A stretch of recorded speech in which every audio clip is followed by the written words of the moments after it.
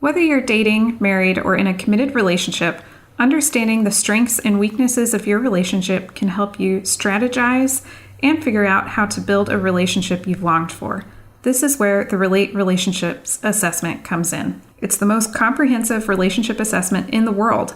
It's research based on the major predictors of marital stability, and it's recommended by the American Association for Marriage and Family Therapists. Also, it's the one that my husband and I used when we were in premarital couples counseling. So for 20% off the assessment, go to relateinstitute.com and enter Polinsky20.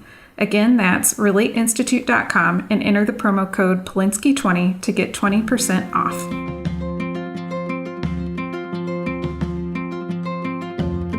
Welcome to the Communicate and Connect podcast for military relationships with your host, Elizabeth Polinsky, a military marriage counselor. If this is your first time listening to the Communicate and Connect podcast, please take a second to go rate, review, and subscribe to make sure you get all our future episodes. We also really want to know what it is you love about our podcast, and if for some reason you're not loving it, we want to know that too, because we're committed to providing the best quality content to help you improve your relationships.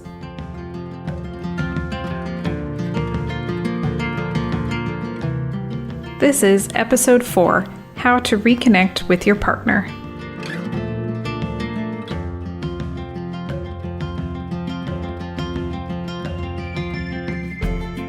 Hello, everyone. Welcome to today's episode, which is going to be all about connection and reconnection, which is really one of the main topics for this entire podcast, the Communicate and Connect podcast. As you might guess, connection is a main point. And I'm going to start off just by explaining some about what I see as a couples therapist in my sessions. And there is a very large difference between how things feel when I'm first starting out my therapy sessions with a couple compared to when they finish. And sometimes even just in a couple of sessions and in just a few sessions, the way that everybody feels in the room, and it's almost like the quality of the air changes. When they first start out, there's usually a lot of tension, and everyone can feel the tension. It's almost like, if you are familiar with that phrase, you could slice the tension in the air because it's so thick. That is often how it feels at the beginning of couples therapy, and everybody is kind of walking around on eggshells, trying not to rock the boat, and that's often where couples start off when they're first coming to couples therapy. And then over time, as they're able to reconnect again, the feeling in the room really changes. And there's now a feeling of warmth, sort of like a warm energy where everyone's very zoned in and tuned in to each other. And there's a sense of closeness there. And it can be a very magical experience. And it's magical for me to witness this feeling of connection and warmth between couples again. And it's one of the things that I really, really love about my job. It's so moving to help other couples feel close together again and to witness that moment where they're connecting and they're reconnected and they feel close to each other again. It's very, very beautiful. I figured we should probably start off talking about what is connection and why do we lose connection and how do we get it back? So the first thing is that connection is about feeling. So it's not so much about communicating, and it's not behavior. People don't do something specific to connect, although there are lots of behaviors that could lead to connection. So sharing about your day could lead to feeling connected. Having sex could lead to feeling connected. But connection is really about my emotional experience and my partner's emotional experience. It's our experience together, a felt experience that my partner understands me, gets me, respects me, that this is my safe place, it's my home. And so connection is the felt sense that my partner is there for me. And there are a couple of things that show there's a strong connection. Last episode, I talked briefly about the 5-to-1 ratio of positive to negative interactions. And so if you missed that episode on communication, you should definitely go back and listen to it. But just to recap that point, couples that are thriving and that they're doing really well, they have 5 positive interactions to every negative interaction between them. And we can really compare this to couples that the research says they're headed for divorce or separation. And for those couples, they have a ratio of 0.8 positive interactions to every 1 negative interaction, which is just a huge difference. Couples that are headed towards breakup, divorce, those couples are having way more negative interactions than they are positive. The couples that are thriving have 5 times as many positive interactions between them than they do negative ones. And so sometimes interactions can be, conversations or activities. There are lots of ways you can bolster your relationship by adding in more positivity to it. But that is a sign of closeness and connection, is when there's more positive vibes, positivity going on compared to the negativity. Part of how these positive and negative interactions come about has to do with if I feel close to you. If I feel close and connected, then I'm more likely to engage with you in a positive way. And your partner, if your partner is feeling close and connected, then they are likely to interact with you in a more positive way. And if you're feeling close and connected, you're more likely to interact in a positive way. So closeness and connection has a unique tie. It's very much tied to communication, in that I can communicate positively or I can communicate negatively. And it's very much tied to behaviors, in that I can interact with my partner, adding positivity into the relationship, or I could interact with them where I'm adding negativity and I'm detracting from the relationship. So these all go together. I want to say at the end of the day, but honestly, it's really at the beginning of the day. How does this all start? And it starts by something called an attachment bond. And so attachment bonds are like biological, evolutionary type of relationship that we create with another human being. What I mean by that is we all have a system called attachment. It's our attachment system that we bond or create a very close relationship or a close connection to the people that we rely on. Sometimes this is, especially when you're an infant, that's, relying on the people who feed you and clothe you and make sure that you have medical care and things. And is typically parents or your primary caregivers when you're a child. This bond in this close relationship develops as a way in childhood, as an infant, develops as a way for the infant to stay close to their caregiver and for their caregiver to stay close to the infant. So what it does is it maintains the closeness to each other, both physical closeness and emotional closeness, so that way the infant's needs can be met. So that is kind of how it all starts, is that it really starts in your childhood with your primary caregivers and you getting your needs met when you were a child. Now, the bonds that you develop as a child, there are a few different types, and I might go into that at a later time. But basically, you can develop a secure bond, which is sort of like the healthiest version of an attachment bond.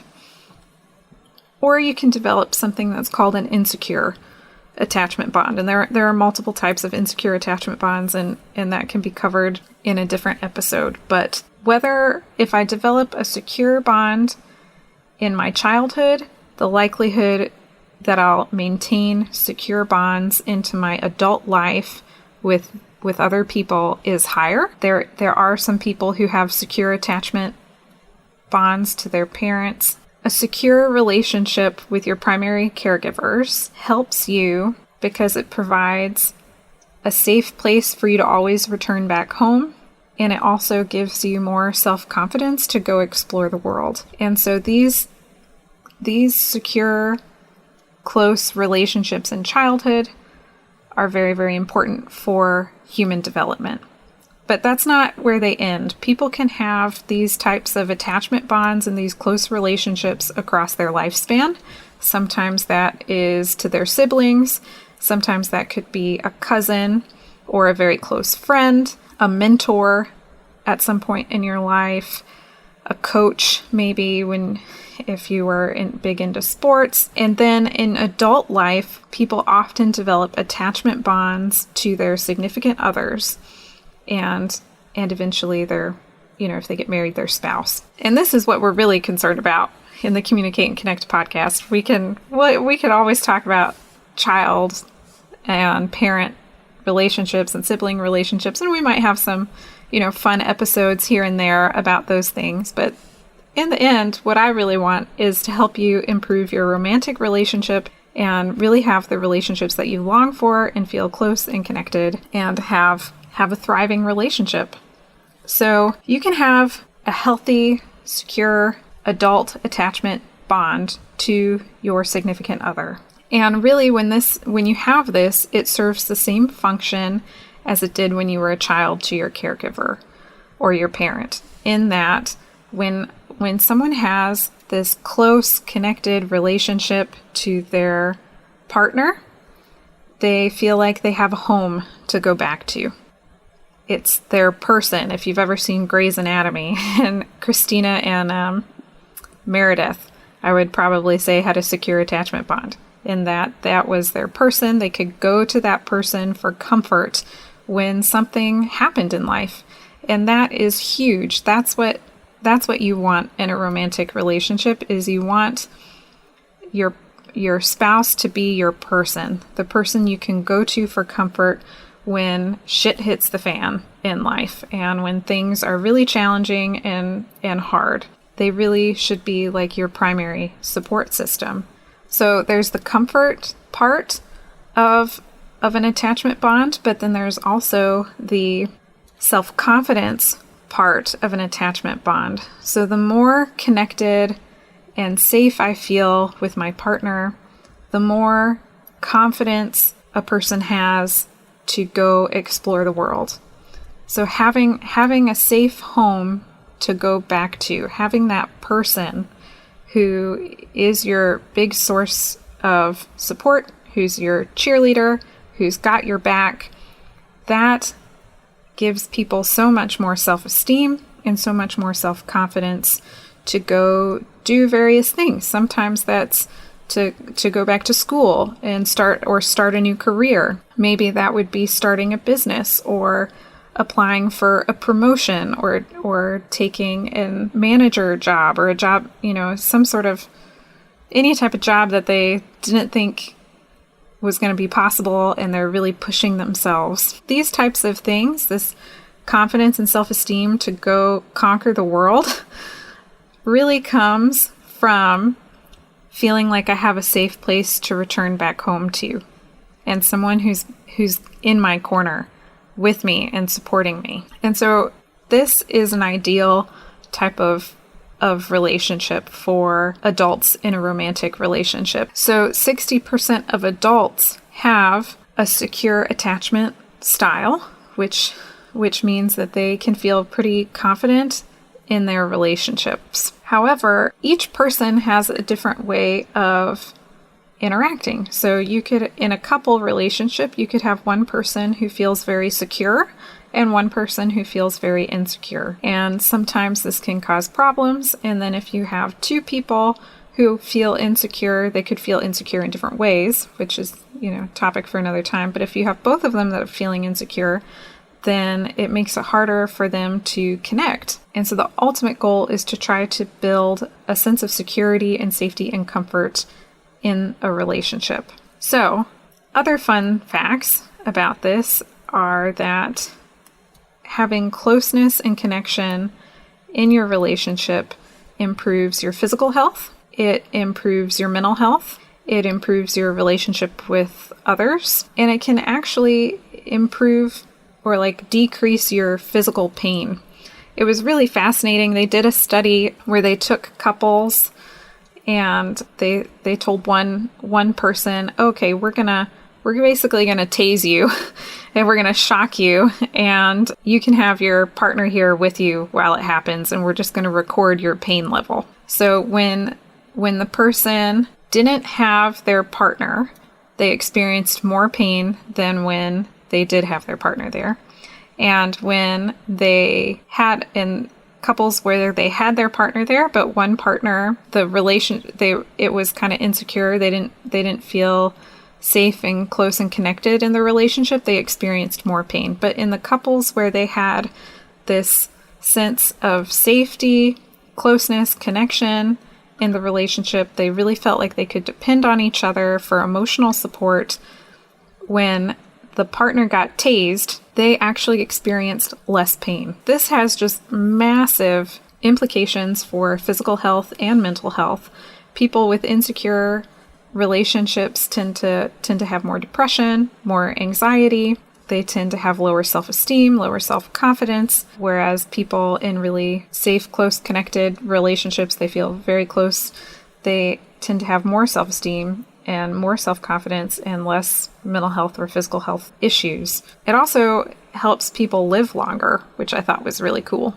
People in these sorts of like healthy, connected relationships tend to live longer. So the ultimate goal is to have safe, close, emotionally safe and close connection where I can go to my partner for comfort. That's the goal. Now, there are often blocks to that happening. So the first block is really if you grew up in a family where it wasn't emotionally safe, you couldn't get comfort from your caregivers, you probably developed an insecure attachment style, which can make it hard to then trust a romantic partner to actually really be there for you. And so that could be sort of a block, is that based on your earlier childhood experiences, you may find it hard to trust your partner that they're going to be there for you. The next thing is that we all step on each other's toes. So even in really healthy, close, connected, thriving relationships, couples still step on each other's toes. They offend each other. They hurt each other's feelings. That is to be expected. It is going to happen in every relationship. What matters is if you can repair afterwards and reconnect afterwards. So some people, when they get hurt, they get protective, which is so natural. So if somebody actually stepped on my toes and they stomped on my foot, I would probably get very angry and I would blame them and be like, what the hell's wrong with you? Why did you do that? Why did you hurt me? And this is what couples often do, is that someone's feelings get hurt, they get angry, they could get critical and blaming, at which point the other partner gets defensive and they get stuck in this pattern. If one partner if they didn't get defensive and get angry back, then maybe they just kind of shut down, went real silent, or went into another room, or just kind of like zoned out. That's a pretty common thing that happens. But basically, we all have these protective moves. If you hurt me, I'm going to say, hey, don't do that. That hurt. But it can come out in getting critical or blaming. It could come out in trying to get my partner to do something specific. So like I use the example of stepping on my toes, but in the case of maybe I want my partner to do the dishes and they don't do the dishes, I could become more pushy and demanding, trying to get a partner to do the thing that I want them to do, such as dishes, because when they didn't do the dishes, that person's feelings were hurt. And so then they push and try to get the person to do the dishes even more. So some patterns are getting critical and blaming, getting pushy and demanding, getting defensive and kind of critical, and then shutting down, withdrawing, zoning out, going off into a distracted place. These are the really common ways that people get protective of their emotions when their feelings get hurt, or when someone steps on their toes. Even if it was accidental, people will respond in these very predictable ways when they've been hurt. And so when couples unintentionally hurt each other's feelings, they go into these self-protective modes, which just really keep them stuck. So when both partners are in self-protection mode and they're, defensive, maybe one's getting critical and blaming and the other one's getting defensive, which makes the other one more critical and more blaming, which then makes the other one more defensive, and it just goes around and around and around, which is really the third part, is that couples end up repeating the same pattern over and over and over, but somehow they expect different results. So the first one was that we have, if I could go to my caregivers in childhood, then I maybe am more trusting of people. And if I couldn't do that, then I maybe have more insecurity going into a relationship, which makes it harder for me to really trust that someone else will be there for me. So that's number one. Number two is that everybody, when they get their feelings hurt, they get self-protective and defensive of the hurt place. And number three, when they get self-protective, it often results in these relationship patterns that are very, very difficult to break, that couples continue to do over and over and over again, expecting different results, but hardly ever getting them. So I'll go back to the example of the dishes to explain that more. Let's say partner A, let's say Sally. Instead of partner A, we'll give people names. So let's say Sally really wants Joe to do the dishes. And she says, "Hey, Joe, will you do the dishes?" And Joe says, "Yeah, I'm going to do the dishes." And then he doesn't do them. To Sally, this hurts her feelings. She maybe feels like she's not important to him. He doesn't respect her time. She may be getting angry, thinking it's unfair that I always have to do the dishes and I keep asking and you don't do them. And so it could really stir up a lot for her, at which point with the anger, she might get critical and say, "Joe, what is wrong with you? Why are you so lazy? Can't you just do the dishes when I ask you to?" At which point he gets defensive and he says, "Why are you criticizing me? You should do the dishes. Don't you know that I do blah, blah, blah, blah, blah, blah, blah?" And we're off to the races. And this is the same pattern that happens over and over and over again. The thing is that Joe keeps thinking that if I keep defending myself, if I keep saying how Sally shouldn't be blaming me and how she should recognize that I do all of these things, he keeps getting defensive. But as he keeps getting defensive, the more she wants him to see her point of view.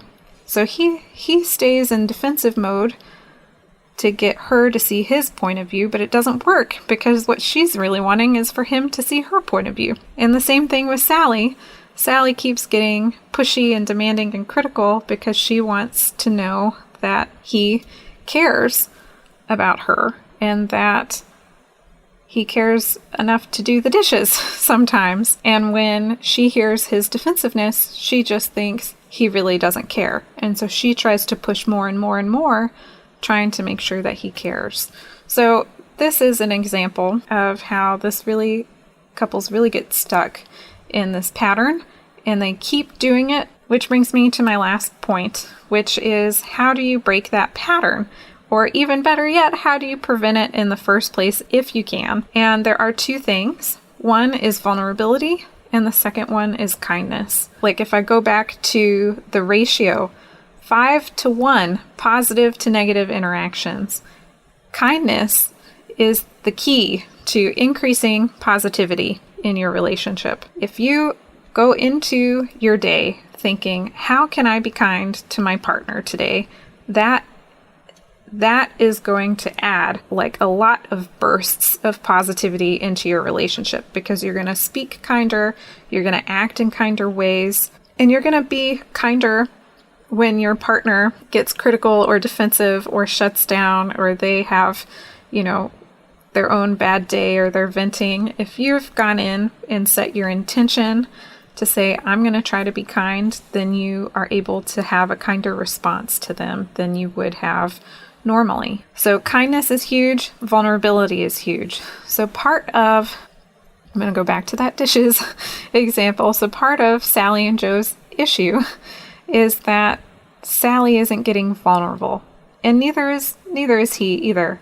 Both of them are stuck in their anger and in their self-protection. But if Sally instead said, my feelings were hurt when I realized you still hadn't done the dishes because I was thinking that you don't you don't care. You don't value my time. And my mind just keeps saying you expect me to be this housewife, and you don't respect that I have a, she could explain like what her mind is telling her in terms of everything that it means that happened. Let me rewind. The point is, what Sally really needs to do is to get vulnerable.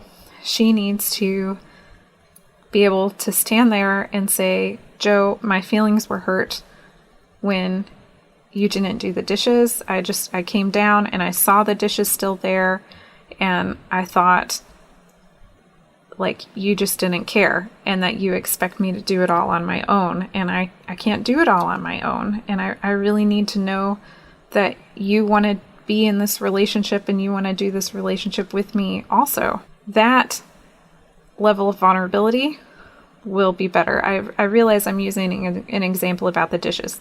The argument about the dishes really does come down to, are you going to be my safe, comforting space? Can I rely on you? It really is the same thing, but it's maybe not the perfect example.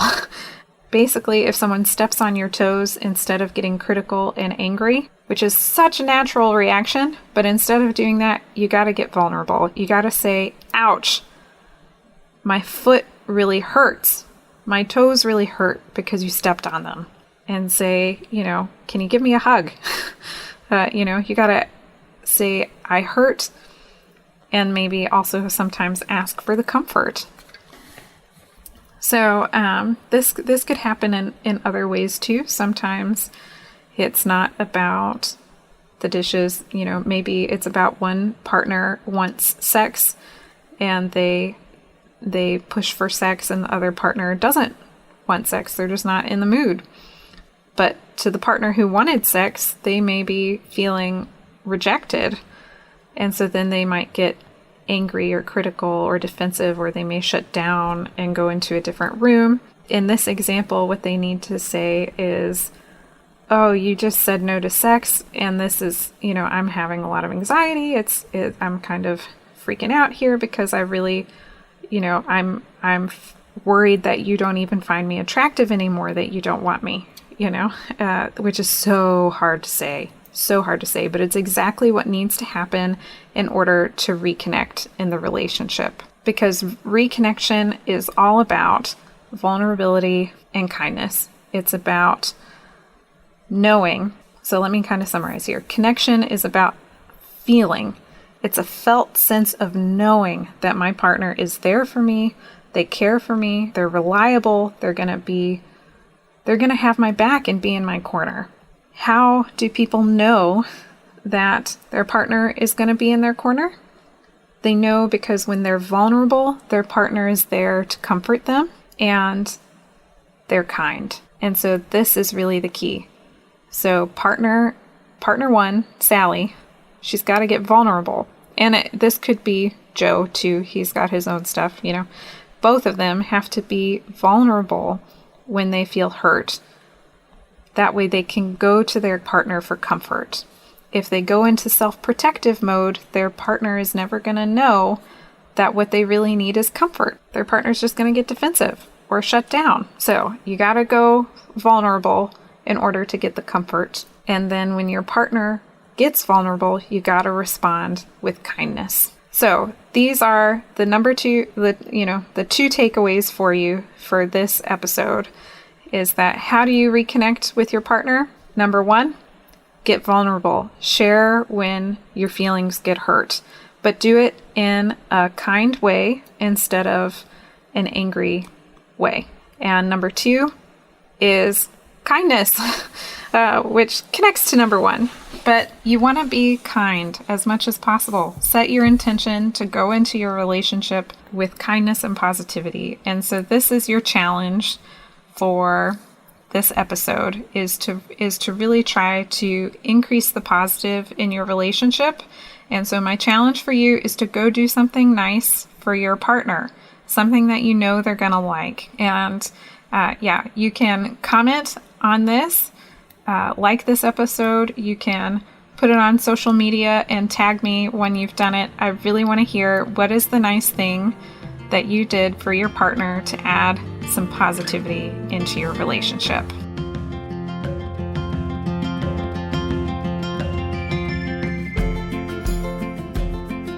I hope you enjoyed today's episode. If so, please take a second to go rate, review, and subscribe so you get all of our future episodes. Make sure to check out the show notes to sign up for our free 10-week relationship email course. This email course is really designed for people who are maybe having trouble with communication or connection in their relationship and helping them develop some quick wins right away to start improving it.